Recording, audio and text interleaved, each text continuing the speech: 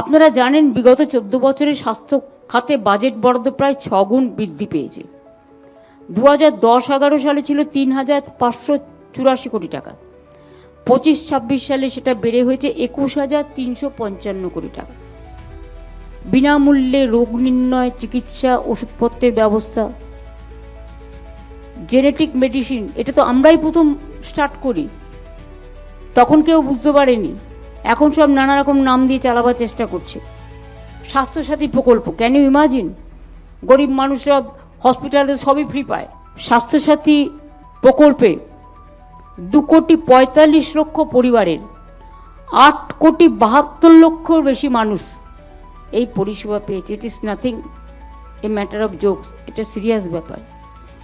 প্রতিদিন at least minimum 7,000 মানুষ পরিষেবা পাচ্ছেন এই স্বাস্থ্যসাথীর সাহায্যে।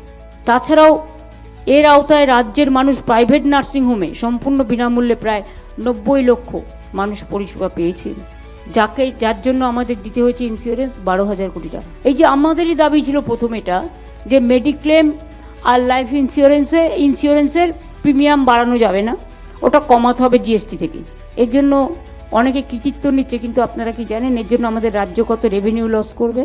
এটা রাজ্যের ঘাড়ের ওপর দিয়ে গেছে, এর জন্য কোনো কম্পেনসেশন রাজ্যকে দেওয়া হচ্ছে না। প্রায় 20,000 কোটি টাকার মতো, আমরা এখনও সম্পূর্ণ ক্যালকুলেশন করতে পারছি না। শুধু হেলথ যেটা বাড়িয়েছিল তাতেই প্রায় 10,000 কোটি টাকা আমরা জিএসটি লস করব, রেভিনিউ লস করব।